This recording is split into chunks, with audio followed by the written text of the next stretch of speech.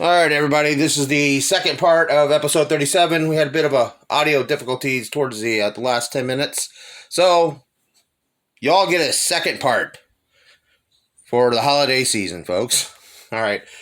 As I was just saying before about the mini spinoffs that has come after Terminator 2, I'm going to roll into about Linda Hamilton real quick.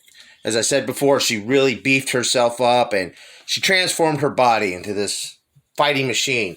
Now, she was the biggest change of them all as when it comes to character and her character. She was this Valley girl, California girl in the original film that was just trying to make her way as a short order waitress and didn't have a care in the world.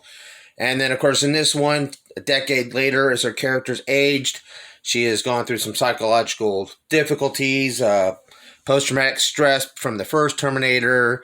A man she barely knew gave her a child, and she now has to worry about this child, his safety, and because he is now the target. Linda Hamilton really, went, really in those depths and that dark place and everything that really was needed for this character this time around, because she really just, oh man, I'm surprised she did not get nominated for an Oscar. I hated the fact that the Oscar really, when it came to the acting portion of these type of action films and special effects extravaganzas, is what they were definitely back then. They really ignored the acting, because Linda Hamilton really knocked it out of the ballpark. I mean, she really held this film.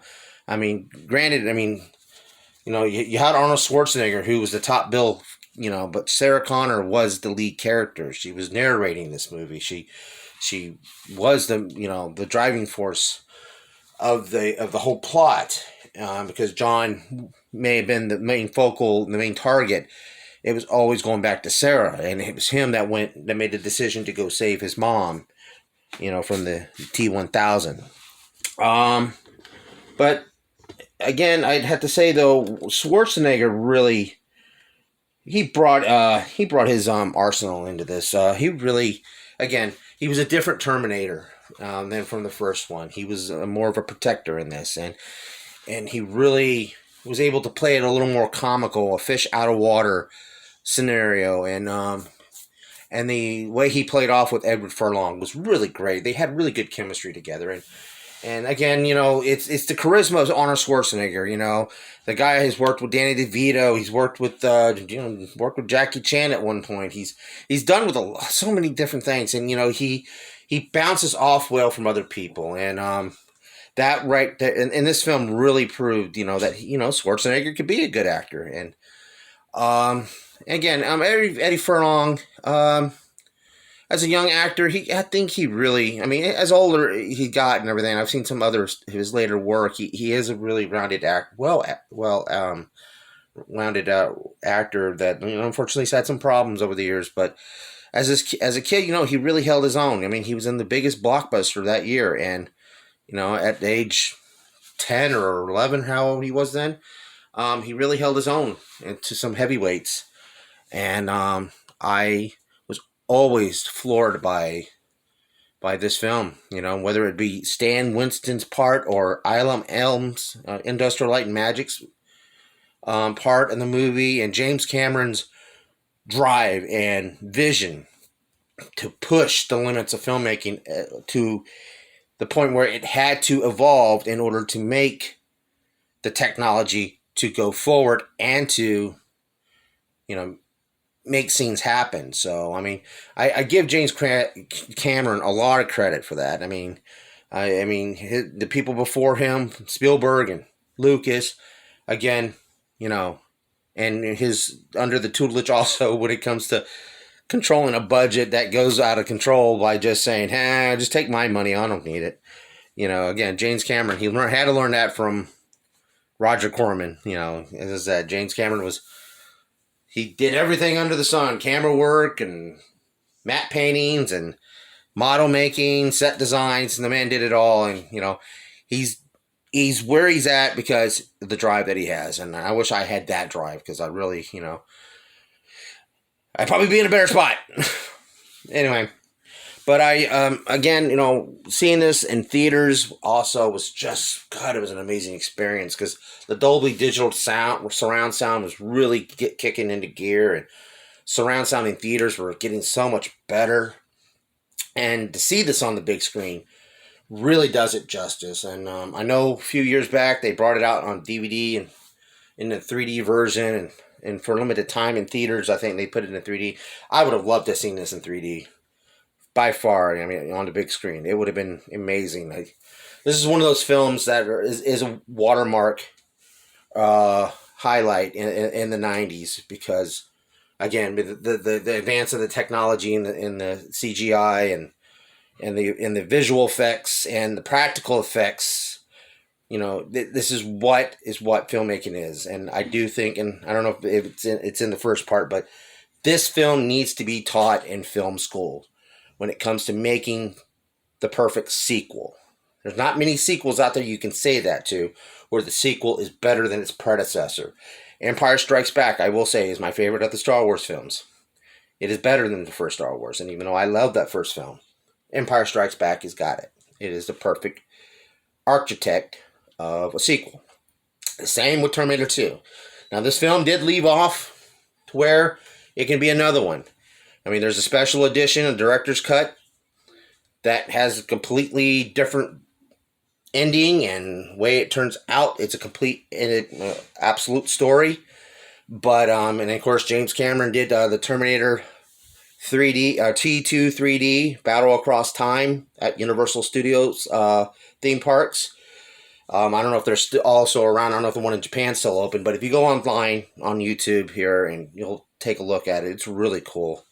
I've actually been to it, and it was a really cool ride. And it was also supposed to be a launching pad for James Cameron version of a T2 or T3, which sadly we didn't get. But again, I can't stress, I said never been disappointed with a Terminator movie to a degree, but again, T2 is I think it's the high mark as well to Arnold Schwarzenegger's career. I really don't think he's ever made another movie this monstrous after. I mean, he's had some hits, but not as big as, Terminator 2. It's just one of those lightning in a bottle moments in movie making. So, but, okay, folks. Now, here's your turn. You tell me, what is your favorite moment in Terminator 2 Judgment Day? You put that down in the comment section below. Let me know your thoughts, folks. My favorite, I've got two favorites. Is when they're in Cyberdyne and that battle, and then at the end, in the climax of the film, where the T2 has forced them into a factory mill, and the scene where the T-1000 is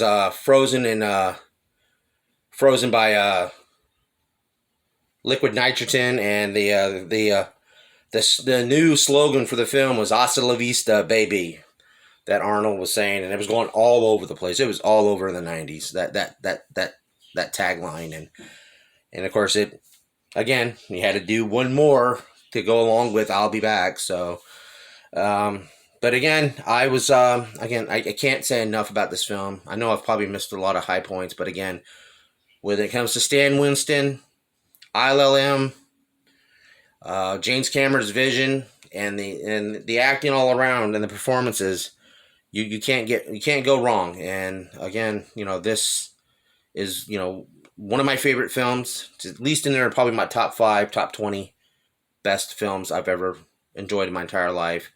It was a heck of a theater going experience, and again, saw it with friends and family all at the same time. One of the few occasions where I got to have that, camaraderie with friends and family, with my brother, my dad, and a few friends that also came along that night.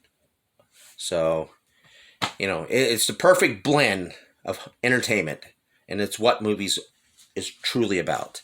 So, again, folks, tell me your favorite part of this film down in the comment section below. And if you all, I want to thank you for those who have subscribed to this channel this year. We broke 400 subscriptions I am so proud, and I'm so happy, and I'm so thankful to you guys for doing that for me. And anybody who's taken time to just watch 10 minutes of anything that I speak about. So I appreciate it. And please hit that like button. Subscribe through all social medias you possibly can. And again, if you've joined us for part 2, thank you. I'd rather have done this all in one big load. But, technical problems happen, and that's life. So we get a part 2. All right, folks. And it's fitting. T2, part 2. All right. Again, thank you all. This has been the Movie Dawgs Show. Thank you for watching, and please keep on watching, and everyone have a happy Thanksgiving. Bye.